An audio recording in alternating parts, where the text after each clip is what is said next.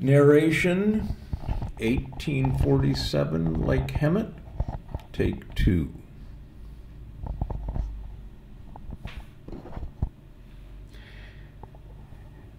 It was 1847.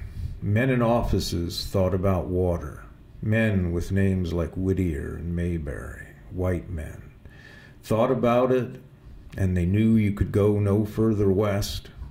In Hemet around 1880, they were still smoking, thinking about water, about how the land grant was a gift from God. They thought of a future and of a lake to be formed off the San Jacinto River, Lake Hemet. In 1895, the Hemet Dam was finished and the lake was there, a lake of the future. It never sparkled, though. It was never very blue. And these white men were smiling anyway. Then on Christmas Day, 1899, an earthquake of 7.0 magnitude hit Hemet. The 1900s had not started yet. God was not smiling. Families watched Christmas presents fall off tables and food fall and children scream and glass break. The quake hit hardest at Sabota, only a mile from Hemet proper. People say there were only 2 chimneys left standing in town. The day after Christmas, people thought the new century would bring great things, progress, prosperity. A small, dark man stood by one of those chimneys day after Christmas. He smoked a black, thin cigar. He wore boots made in Guadalajara. He dreamed of revolution in Mexico. He had known Pascual Orozco.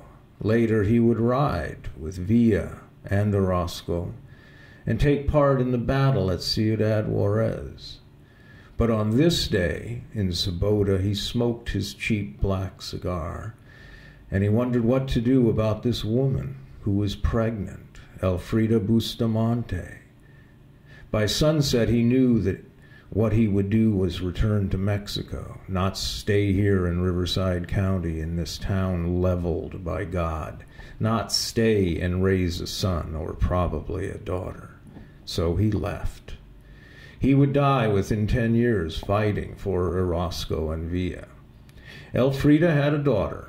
She was cross-eyed but pretty anyway. Elfrida stayed in Hemet and cooked for the Flores family.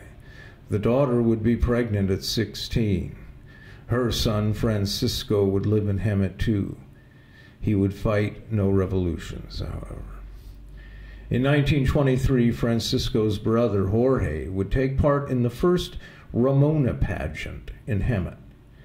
Jorge was stupid but handsome.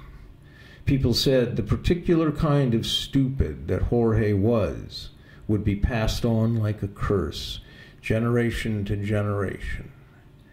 The Ramona pageant was based on a book by a white woman. Once, years later, Raquel Welch would act in Hemet, in the same pageant Jorge acted in. So would Victor Jory and Jeff Griggs, who was to become noted for his role in a famous TV soap opera, watched by descendants of Elfrida Bustamante. People said Jorge was so handsome and so stupid. God did not smile on Hemet then, if it ever had.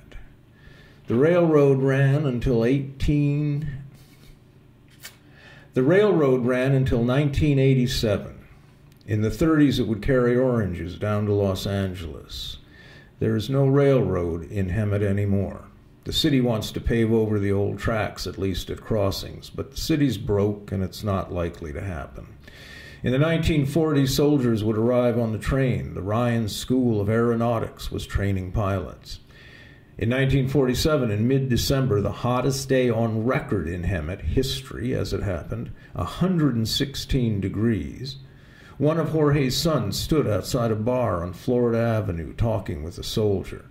They wanted money, and they discussed how to get it. They robbed a vacuum cleaner repair store that night and made away with $46. Fuck, it was hot that December, over 100 degrees all month. It was not normal weather, and people prayed at the old church for relief. God was not listening. which most of them already knew. The Santa Fe Railroad just up and left in '87 told the city to auction off the old depot. Few people came to the Ramona Festival that year. One of the stupidest descendants of Jorge met a man who knew a man, who wanted to rob the big casino in Sabota. This young man said, "Sure, yeah, count me in." The man who worked at the casino was named Ramos. He lived in Hemet. He worked as a maintenance man for security video cameras at the casino. He decided to rob the casino by himself. Jorge's handsome but stupid descendant was lucky. He would have been caught, too. The man who fought with Orozco and Villa had dreams that were laced with images of cool water. His dreams smelled of oranges and cinnamon. His dreams escaped from him and floated out over the San Jacinto Valley.